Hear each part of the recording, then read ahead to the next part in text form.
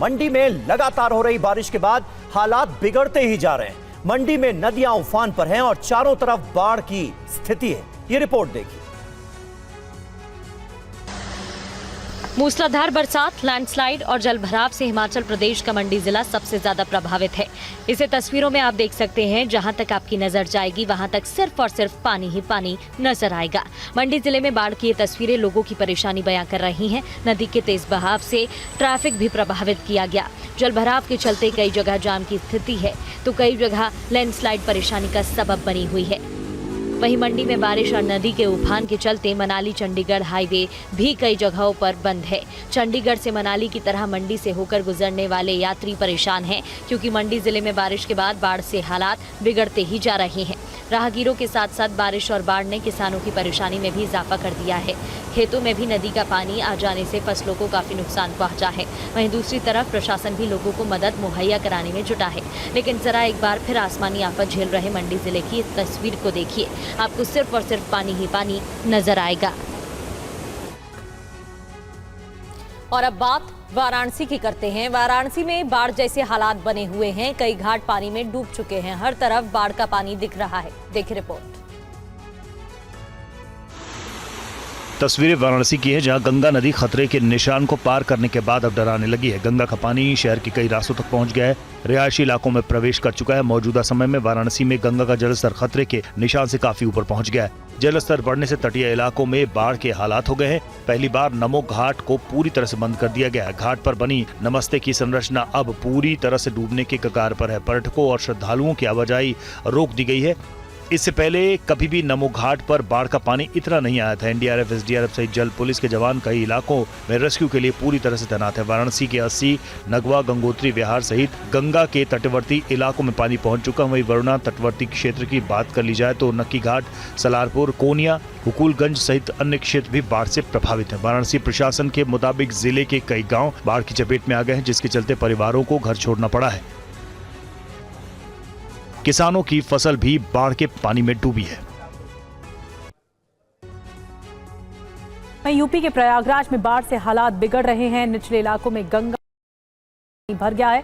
Rescue टीमें राहत बचाव कार्य में जुटी हुई हैं। भीषण बाढ़ की ये तस्वीरें यूपी के प्रयागराज की हैं। प्रयागराज में बाढ़ से सबसे हालात खराब हैं। हालात ये हो गए हैं कि कई इलाकों में इतना ज्यादा पानी भर गया है कि लोग अपने मकान छोड़कर चले गए हैं। कई फीट पानी भरने के कारण उन्हें पलायन का फैसला करना पड़ा।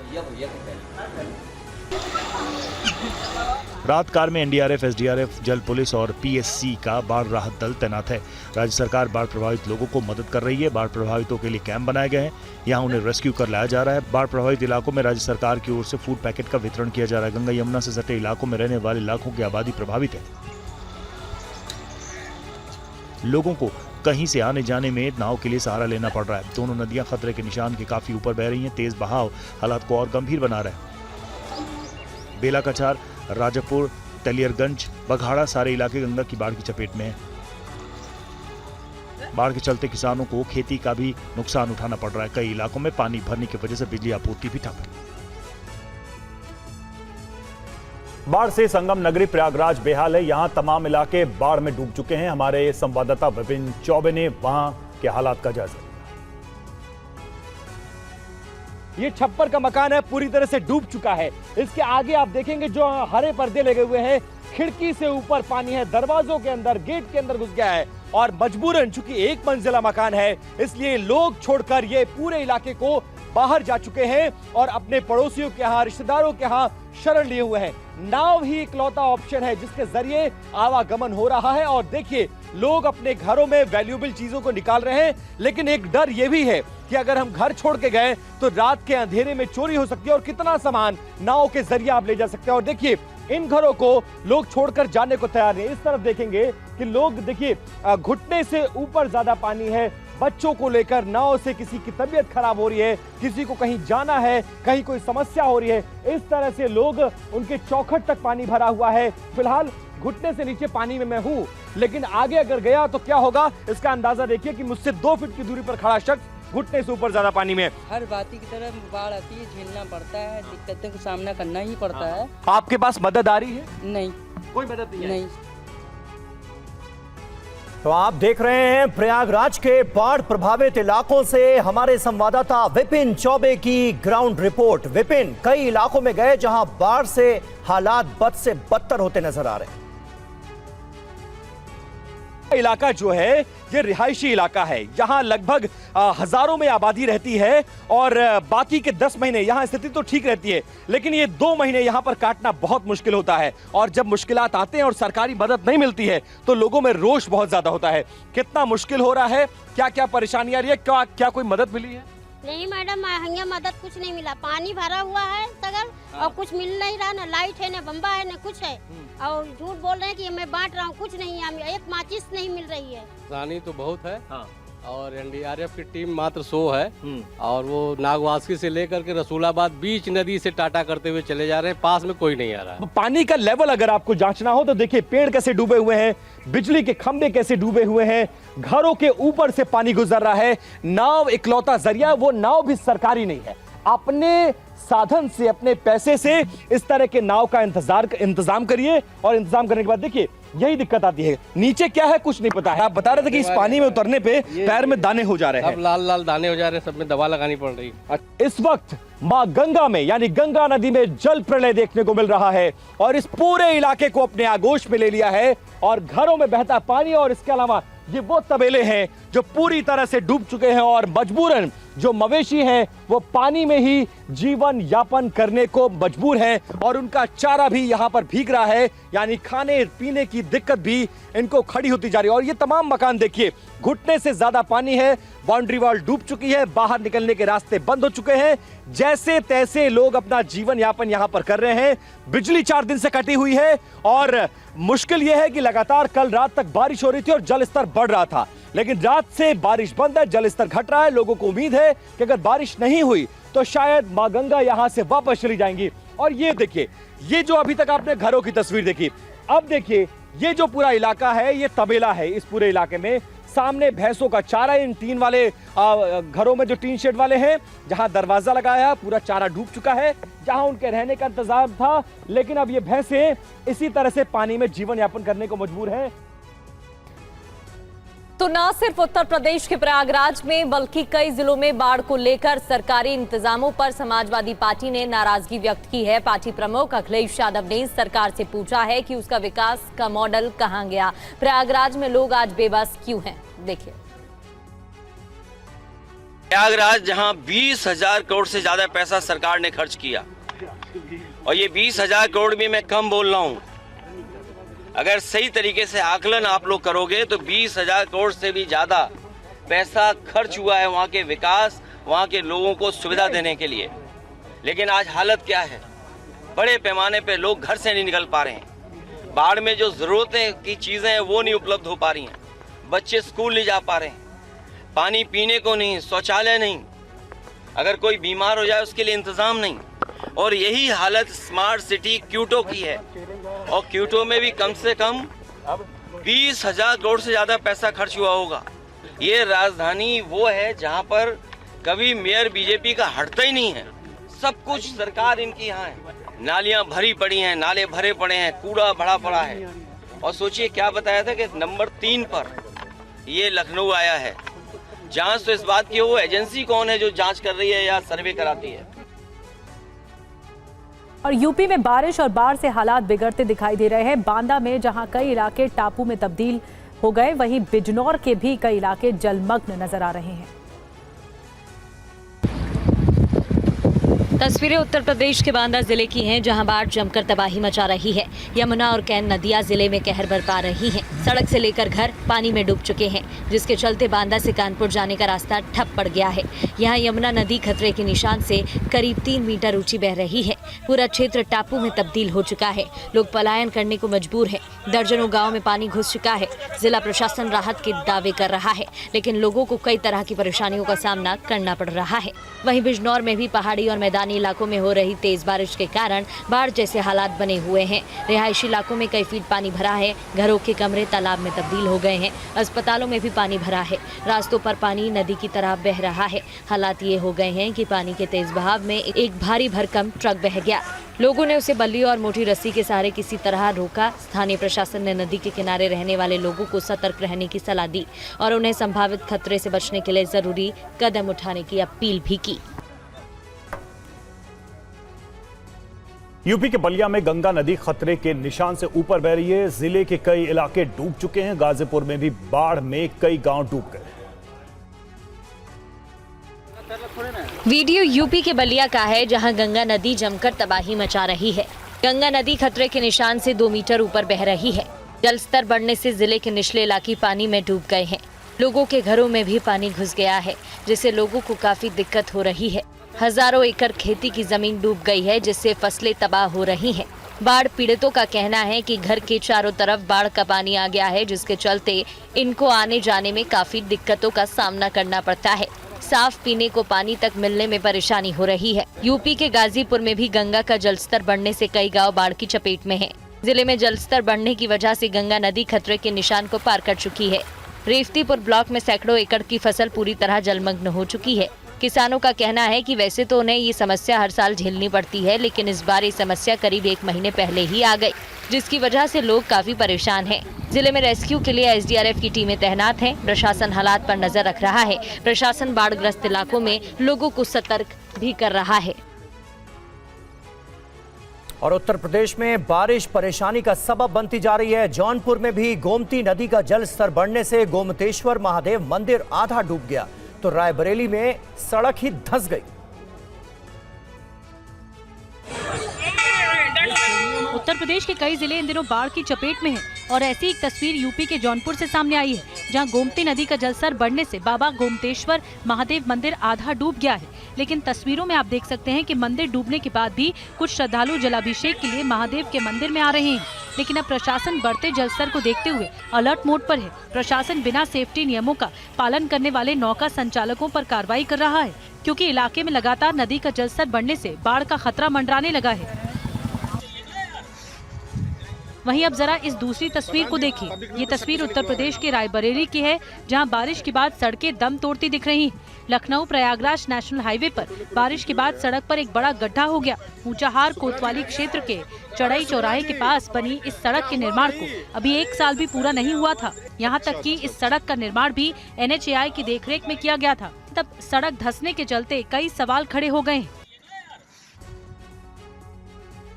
और अब बात बिहार की कर लेते हैं। बिहार के वैशाली में गंडक नदी बारिश के बाद विकराल रूप लेती दिखाई दे रही है, क्योंकि नदी का जलस्तर तेजी से बढ़ रहा है और यही वजह है कि घाटों की सीढ़ियां भी अब डूब चुकी हैं।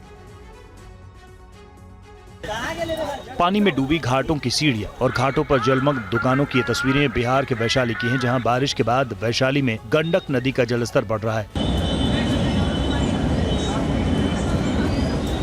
हालात इतने खतरनाक होते जा रहे हैं कि नदी किनारे रहने वाले लोग अब डर के साए में जी रहे हैं। अब जरा इन तस्वीरों को देखिए। हाजीपुर के ऐतिहासिक कोनहरा गंडक घाट की ये तस्वीर है, जो इस वक्त पूरी तरह से पानी की चपेट में है। गंडक घाट पर वैसे तो दूर दराज से लाखों लोग स्नान के लिए आते हैं, लेकिन बारिश के बाद नदी का जलस्तर बढ़ने से ये घाट पूरी तरह से जलमग्न हो गया। घाटों की सीढ़ियां डूब जाने से श्रद्धालुओं को परेशानी का सामना करना पड़ रहा है। गंडक नदी का जलस्तर लगातार बढ़ रहा है, जिसके चलते बाढ़ का खतरा भी तेजी से मंडरा रहा है। घाटों पर भक्तों की जगह पानी नजर आ रहा है, तो नदी किनारे रहने वाले लोग अपने लिए सुरक्षित जगह ढूंढने लगे हैं, ताकि बाढ़ आने पर बचाव हो सके। सोनपुर के पुराने गंडक पुल के पास भी हालात यही हैं। वहां भी घाटों की सीढ़ियां पानी में डूब चुकी हैं। वहीं प्रशासन की मुस्तैदी के साथ घाटों पर निगरानी के लिए तैयार है, ताकि किसी भी तरह के हादसे को टाला जा सके।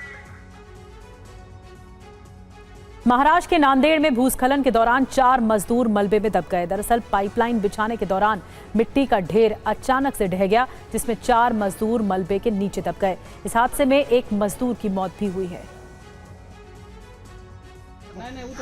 महाराष्ट्र के पुणे में जायका परियोजना के निर्माण कार्य के दौरान भूस्खलन हो गया था। दरअसल ये जायका परियोजना का निर्माण कार्य पुणे के नांदेड़ शहर में किया जा रहा था, तभी भूस्खलन होने से यह हादसा हो गया। इस हादसे में करीब 4 मजदूर मलबे के नीचे दब गए थे,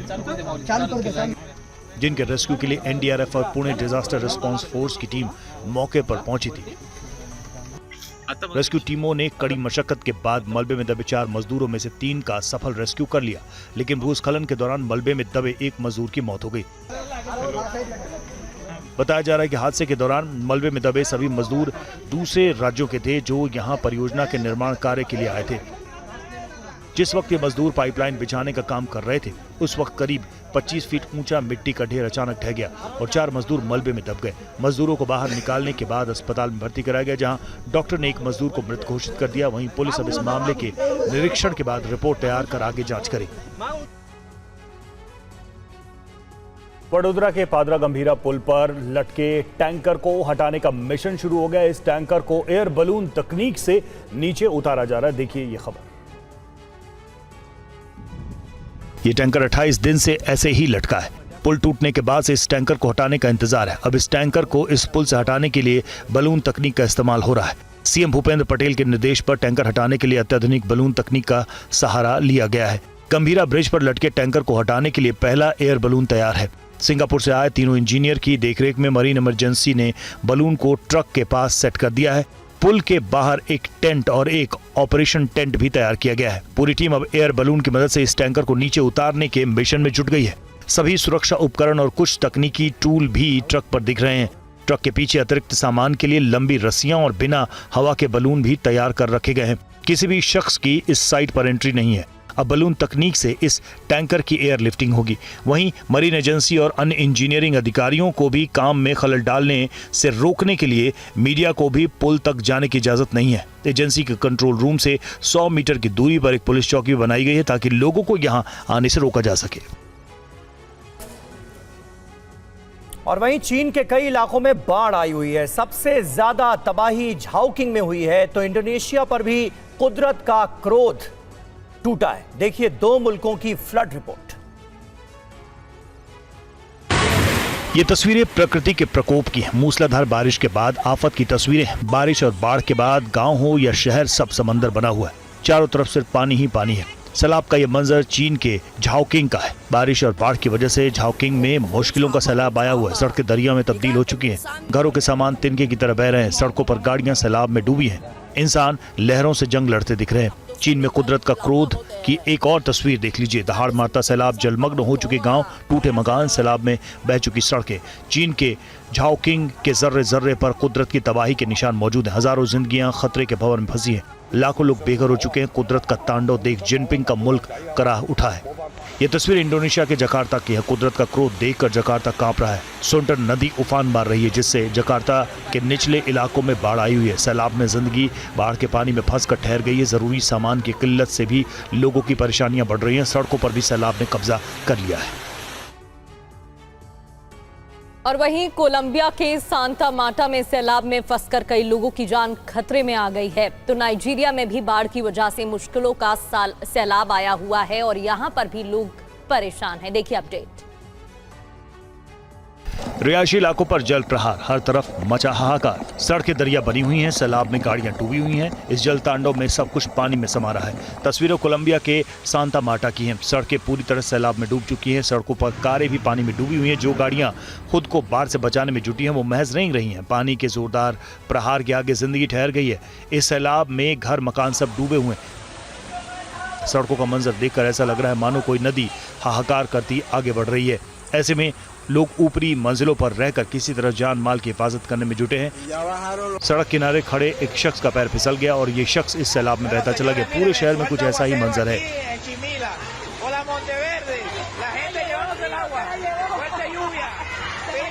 ये तस्वीरें नाइजीरिया के लागोस की है। नाइजीरिया के कई इलाकों में दोबारा बाढ़ ने दस्तक दे दी है। रिहायशी इलाकों से लेकर बाजार, दुकान और दफ्तर हर जगह बाढ़ का कहर है। इसकी वजह से लोग कहीं नहीं जा पा रहे हैं। घरों में कैद होकर रह गए हैं।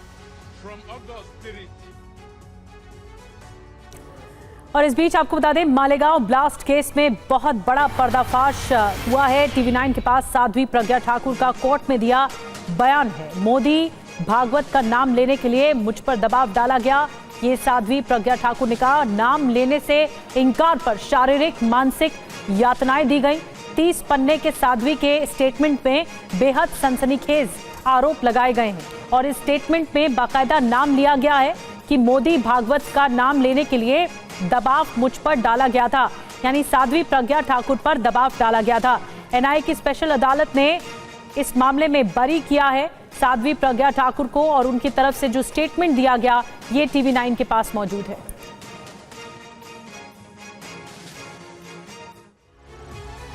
तो मालेगांव ब्लास्ट मामले में बड़ा पर्दाफाश, साध्वी प्रज्ञा का कोर्ट में बयान। जी हां, नरेंद्र मोदी योगी आदित्यनाथ का नाम लेने के लिए टॉर्चर किया गया, ये उन्होंने अपने बयान में कहा था। मोहन भागवत, इंद्रेश कुमार का नाम लेने के लिए भी दबाव डाला गया। नाम लेने के लिए शारीरिक और मानसिक प्रताड़ना की गई। बाल पकड़कर मेरा सिर दीवार में फटका, गर्दन पर कोहनी से मारी, गला दबाया। पूछताछ करने वाले अफसर ने कहा, मोदी जेल जाएगा, तू क्यों बचा रही है। भगवा वस्त्रों और सन्यासी जीवन के अपमान के लिए मुझे ये यातनाएं दी गई। मुझे मोहरा बनाकर बड़े नेताओं को फंसाने की साजिश रची गई।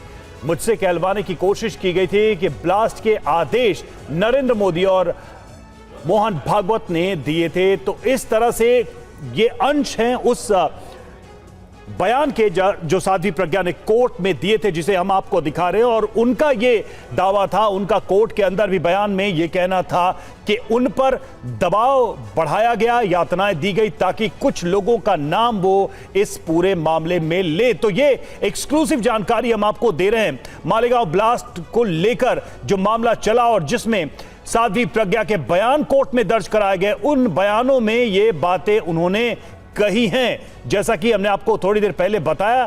कुछ ऐसे बड़े पब्लिक फिगर्स का या राजनेताओं का नाम लेने के लिए उनके ऊपर दबाव बनाया गया था और इसके लिए उन्होंने ये दावा भी किया, ये आरोप भी लगाया अधिकारियों पर कि प्रताड़ित किया गया, शारीरिक रूप से उन्हें यातना दी गई।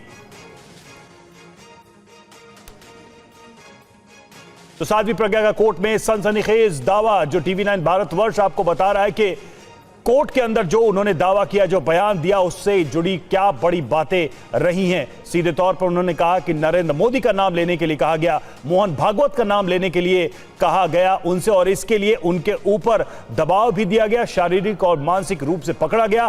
बाल पकड़कर सिर दीवार में पटका गया, गर्दन पर कोहनी मारी गई, गला दबाया गया। पूछताछ करने वाले अफसर ने उनको प्रताड़ित किया इसके लिए। और हमारे साथ इस वक्त संदीप, हमारे सहयोगी, जुड़े हुए हैं। संदीप, जो बातें, जो चीजें सामने आई हैं साध्वी प्रज्ञा के कोर्ट में दिए गए बयान को लेकर, उसमें मोटी बातें तो हमने बताई हैं, लेकिन ये सब कह के कोर्ट में क्या एस्टैब्लिश करना चाह रही थी साध्वी प्रज्ञा के, उनको शारीरिक और मानसिक रूप से यातनाएं देकर देश के कुछ बड़े पब्लिक फिगर्स को, जिसमें नरेंद्र मोदी का नाम, मोहन भागवत का नाम भी उन्होंने लिया, उनको इस पूरे मामले में फंसाने की साजिश की जा रही थी। क्या वो ये आरोप लगा रही थी उस समय के अधिकारियों पर?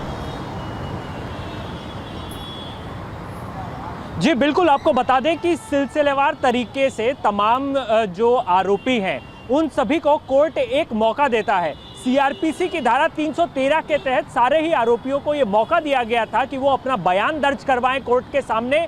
लिखित प्रश्न पूछे जाते हैं। कोर्ट ने लिखित प्रश्न पूछे थे इन तमाम आरोपियों से, जिसमें अपनी टेस्टिमनी ये तमाम आरोपियों ने सौंपी थी कोर्ट को, और ये आधिकारिक रूप से सर्टिफाई किया जाता है। सबसे बड़ी बात, साध्वी प्रज्ञा के तमाम स्टेटमेंट में सबसे बड़ी बात यह है कि बड़े बड़े नेताओं का नाम लेने के लिए दबाव बनाया गया था। ATS के एक बड़े अधिकारी का उन्होंने नाम लिया है जो अभी शहीद हो चुके हैं। आपको बता दें, उनका नाम लेकर के उन्होंने आरोप लगाया है कि ATS ने प्रधानमंत्री, उस वक्त जो है प्रधानमंत्री नरेंद्र मोदी गुजरात के मुख्यमंत्री थे, तो उस दौरान नरेंद्र मोदी का नाम लेने के लिए उन पर दबाव बनाया गया। ये नहीं, RSS प्रमुख मोहन भागवत का नाम लेने के लिए दबाव बनाया गया। केवल वो नहीं, इंद्रेश कुमार का नाम, योगी आदित्यनाथ का नाम लेने के लिए दबाव बनाया गया। नाम न लेने पर उनके साथ प्रताड़ना की गई, उन्हें बहुत ही दुर्व्यवहार का सामना करना पड़ा, पीटा गया, और कहीं ना कहीं जिस प्रकार से उन्होंने जो आप बीती का वर्णन किया है वो शब्दों में बयां तक नहीं किए जा सकते। निश्चित रूप से यही कारण है जी कोर्ट ने तमाम जो तो बिल्कुल ये बड़ी जानकारी TV9 अपने दर्शकों को दे रहा है कि जो बयान कोर्ट में साध्वी प्रज्ञा ने दिए थे उसमें मोटी बातें क्या थी। बहुत बहुत शुक्रिया आपका हमसे जुड़ने के। और खबरों में आगे बढ़ते हैं। आज दिल्ली में NDA संसदीय दल की बैठक हुई। इस मीटिंग में सांसदों को संबोधित करते हुए PM मोदी ने कहा कि विपक्ष ने ऑपरेशन सिंदूर पर चर्चा की मांग कर गलती कर दी, तो उन्होंने राहुल गांधी पर भी हमला बोला।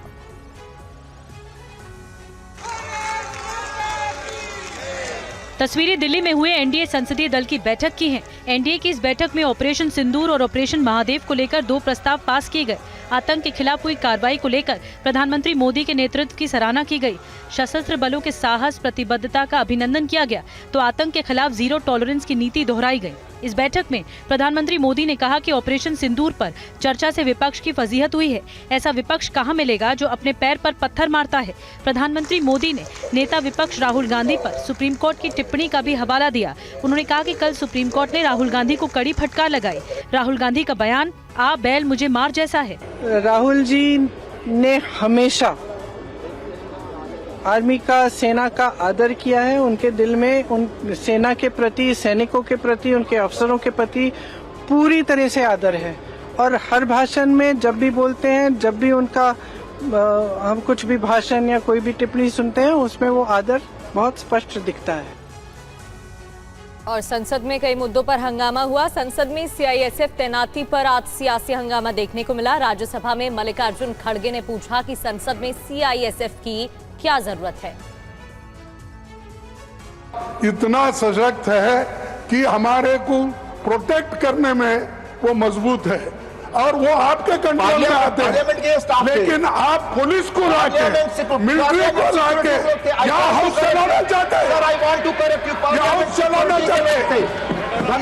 इसी हाउस में, धन्यवाद मानिए सर, इसी हाउस में पार्लियामेंट सिक्योरिटी के राजनारायण जैसे आदमी को यहाँ के सभी स्टाफ ने उठा के बाहर फेंका था। नो प्लीज, लेकिन आप हमको ये जो जिस ढंग से जो ट्रीट कर रहे हैं, विट्ठल भाई पटेल से लेकर परसों तक आप उदाहरण में रहे, हम क्या उतने अज्ञानी हैं? धन्यवाद, धन्यवाद। क्या हमको कोई समझ में नहीं आता? तो इसीलिए ये चीज को मैं कंडेम करता हूँ, प्रोसीडिंग से निकाल दीजिए। इसीलिए कोई वास्ता नहीं है। और आपको बता दें कि फिलीपींस और भारत की साझा प्रेस कॉन्फ्रेंस इस वक्त हो रही है। प्रधानमंत्री मोदी संबोधित कर रहे हैं। हर स्तर पर संवाद, हर क्षेत्र में सहयोग लंबे समय से हमारे संबंधों की पहचान रहा है। आज मैंने और राष्ट्रपति जी ने आपसी सहयोग, क्षेत्रीय मुद्दों और अंतर्राष्ट्रीय परिस्थितियों पर विस्तार से बातचीत की। ये प्रसन्नता का विषय है कि आज हमने अपने संबंधों को स्ट्रैटेजिक पार्टनरशिप का दर्जा देने का निर्णय लिया है। इस पार्टनरशिप के पोटेंशियल को परिणामों में परिवर्तित करने के लिए एक व्यापक एक्शन प्लान भी बनाया गया है। हमारा बायलैटरल ट्रेड निरंतर बढ़ रहा है और $3 बिलियन का आंकड़ा पार कर चुका है। इसे और मजबूत करने के लिए India ASEAN free trade agreement के रिव्यू को जल्द से जल्द पूरा करना हमारी प्राथमिकता है। साथ ही हमने द्विपक्षीय प्रेफरेंशियल ट्रेड एग्रीमेंट की दिशा में काम करने का फैसला भी किया है। इंफॉर्मेशन एंड डिजिटल टेक्नोलॉजी, स्वास्थ्य, ऑटोमोबाइल्स, इंफ्रास्ट्रक्चर, मिनरल्स, हर सेक्टर में हमारी कंपनियां सक्रिय रूप से काम कर रही हैं। विज्ञान और टेक्निक के क्षेत्र में वायरोलॉजी से लेकर एआई और एडिटिव मैन्युफैक्चरिंग तक जॉइंट रिसर्च चल रही है।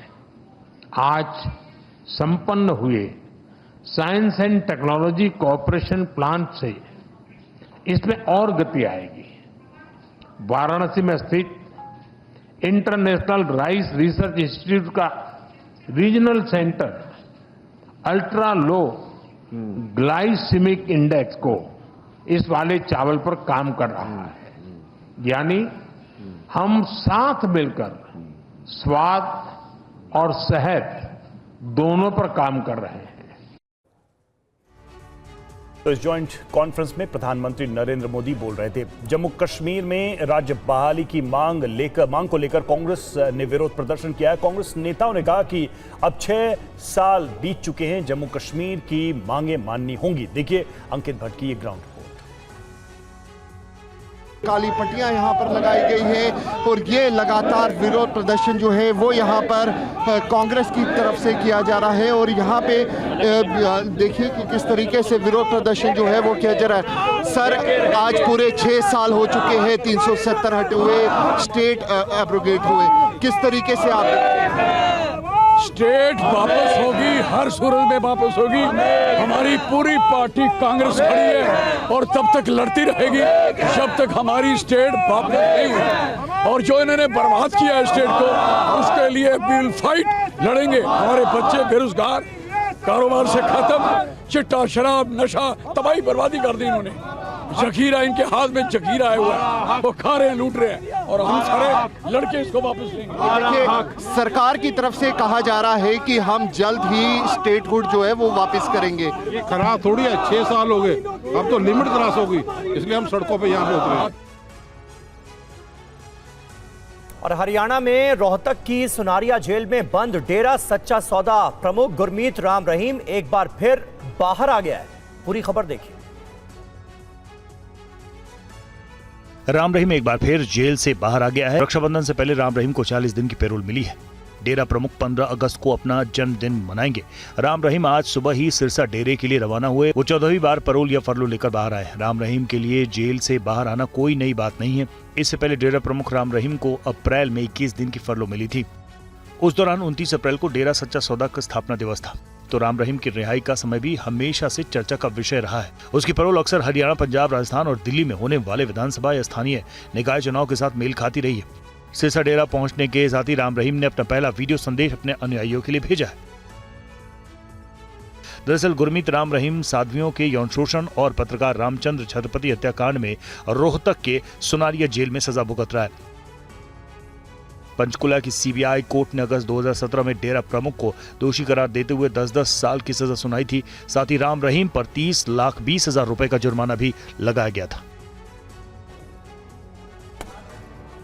वहीं 15 अगस्त से पहले उत्तर प्रदेश एटीएस के हाथ बड़ी कामयाबी लगी है। यूपी एटीएस ने आतंकी संगठन सिमी से जुड़े 2 लोगों को गिरफ्तार कर लिया है। एक की गिरफ्तारी बदलापुर के अस्पताल से हुई है, जहां डॉक्टर आरएमओ के पद पर कार्यरत था, तो दूसरे की यूपी से हुई है। देखिए रिपोर्ट।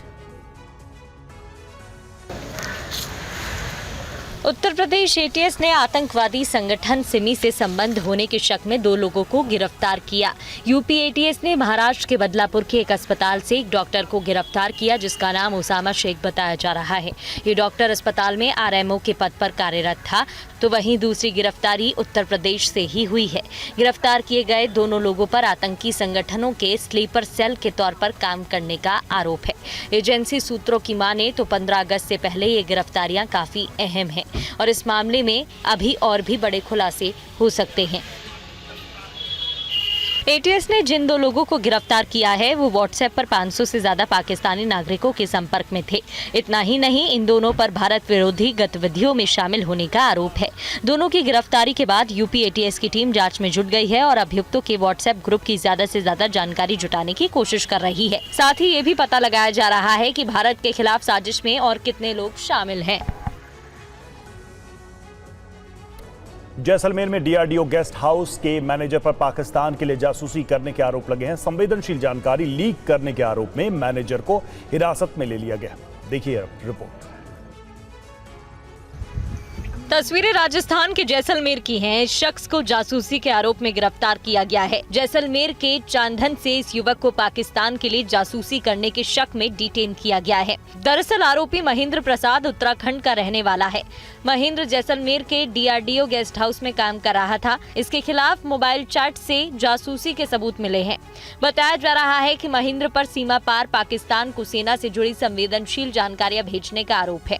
ये भी सामने आया है कि इसने पोखरण फायरिंग रेंज और DRDO से जुड़े अधिकारियों की गतिविधियों से जुड़ी जानकारियां भी लीक की है। सूत्रों के मुताबिक सुरक्षा एजेंसियों को उसके मोबाइल और चैट से जासूसी से जुड़े कई अहम सबूत मिले हैं। देर रात महेंद्र को डिटेन किया गया था। सुरक्षा एजेंसियां काफी समय से महेंद्र की गतिविधियों पर नजर रख रही थी।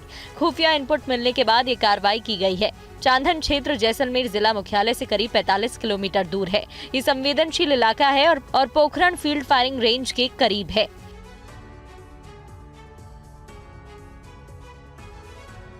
और इस वक्त की अहम खबर आपको बता दें, पूर्व राज्यपाल सत्यपाल मलिक का निधन हो गया है। दिल्ली के राम मनोहर लोहिया अस्पताल में सत्यपाल मलिक का निधन हो गया है। ये इस वक्त एक दुखद खबर आ रही है। लंबे समय से सत्यपाल मलिक बीमार चल रहे थे।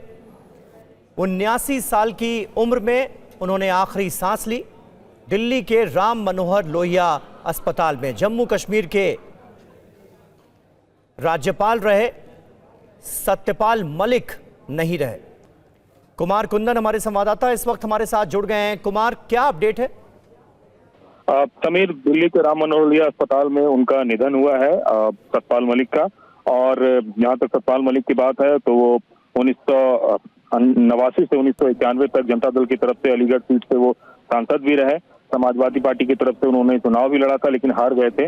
इसके अलावा अगर उनके राजनीतिक करियर की बात करें तो मेघालय में, बिहार में वो राज्यपाल भी रहे, जम्मू कश्मीर में भी रहे और अभी पिछले कुछ समय से काफी बीमार चल रहे थे और वो दिल्ली के राम मनोहर लोहिया अस्पताल में एडमिट थे। थोड़ी समय पहले ही उन्होंने ट्वीट करके इस बात की जानकारी दी थी कि मैं अभी स्वस्थ हूं और आप लोगों की कृपा से इस मुश्किल की घड़ी से निकल पाऊंगा। कंवर सिंह राणा इस वक्त हमारे साथ मौजूद हैं, सत्यपाल मलिक के सचिव। राणा जी, क्या आप जानकारी देना चाहेंगे? निधन की खबर आ रही है, सत्यपाल मलिक हमारे बीच नहीं रहे। जी हाँ, ये कंफर्म न्यूज हो गई है। अभी डॉक्टर ने डिक्लेयर कर दिया राम मनोहर लोहिया हॉस्पिटल से। राणा जी, कुछ शेयर करना चाहेंगे? किस तरह की उन्हें परेशानियां थी, किस तरह की दिक्कतें थी? लंबे समय से इन्फेक्शन हो गया था, यूटीआई इन्फेक्शन होने के बाद में सारी बॉडी में इन्फेक्शन हो गया, किडनी भी हो गई इफेक्टेड होगी, लंग्स भी इफेक्टेड हो गया। जी, शुक्रिया राणा जी हमसे बात करने के लिए। तो दिल्ली के राम मनोहर लोहिया अस्पताल में सत्यपाल मलिक का निधन हो गया है। लंबे समय से वो बीमार चल रहे थे। राम मनोहर लोहिया अस्पताल में ही उन्हें भर्ती कराया गया था।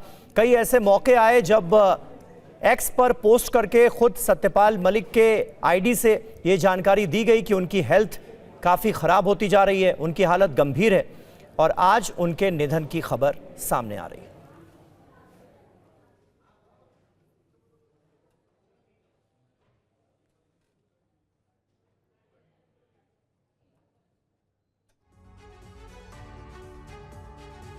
बढ़ते आगे और 15 अगस्त से पहले दिल्ली में बड़ी चूक सामने आई है। लाल किला की सुरक्षा में भारी लापरवाही का मामला, जहां लाल किले में डमी बम नहीं पकड़ पाने पर बड़ा एक्शन लिया गया है। देखिए लेटेस्ट अपडेट। 15 अगस्त से पहले दिल्ली के लाल किला की सुरक्षा ड्रिल में गंभीर लापरवाही सामने आई है। स्पेशल सेल की टीम ने लाल किले में एक डमी बम रखा, जिसे किले में तैनात सुरक्षा दल खोज नहीं पाया। लापरवाही के कारण 7 पुलिस कर्मियों को निलंबित कर दिया गया है। घटना के बाद दिल्ली पुलिस ने सुरक्षा व्यवस्था को कड़ी करने का आश्वासन दिया है और ये चेक किया जाता है कि आदमी उसको रोक पाता है कि नहीं रोक पाता, उसका नॉलेज, उसकी अलर्टनेस, वो सारा टेस्ट होता है। तो इसी के तहत कई बार डमी डिटेक्ट नहीं भी होती है, but most of the time हो जाती है। जैसे कल हमने 5 डमी डिटेक्ट की। लाल किले की एकदम बहुत कड़ी सुरक्षा हमने करी है और इसके अंदर काफ़ी स्टाफ और आउटसाइड फोर्स और पैरामिलिट्री की भी फोर्स इसके अंदर लगाई गई है और आसपास भी इलाके में जाँच की निगरानी रखी जा रही है। इसके अलावा दिल्ली पुलिस ने लाल किला परिसर में जबरन घुसने की कोशिश कर रहे 5 बांग्लादेशी नागरिकों को गिरफ्तार किया है। पुलिस ने इनके पास से कुछ बांग्लादेशी दस्तावेज बरामद किए हैं, जिनकी जांच की जा रही है और सभी से पूछताछ जारी है।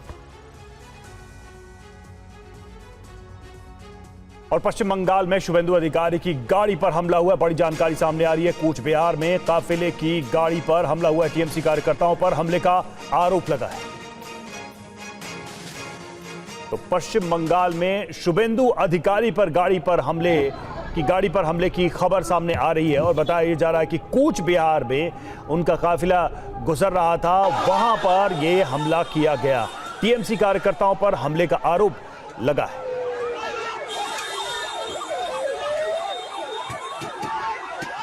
तस्वीरें भी आप देख रहे हैं, उनका कॉन्वॉय यहां से गुजर रहा था और इसी दौरान उनकी गाड़ी के ऊपर ये हमला हुआ है। और आसपास भी अगर आप देखें तो कई सारे लोग नजर आ रहे हैं झंडों के साथ, बैनर्स के साथ, और वो इस गाड़ी को निशाना बनाते हैं। हालांकि सुरक्षा कर्मी वहां पर मौजूद थे, फिर भी गाड़ी तक पहुंचने में ये लोग कामयाब रहे।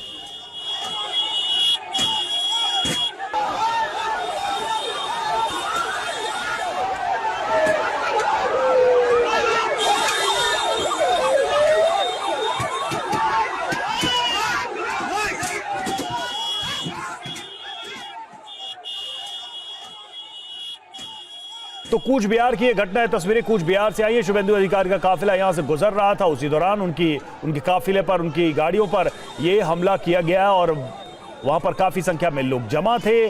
आरोप टीएमसी के कार्यकर्ताओं पर लगा है कि उन्होंने शुभेंदु अधिकारी के काफिले पर, उनकी गाड़ी पर यह हमला किया।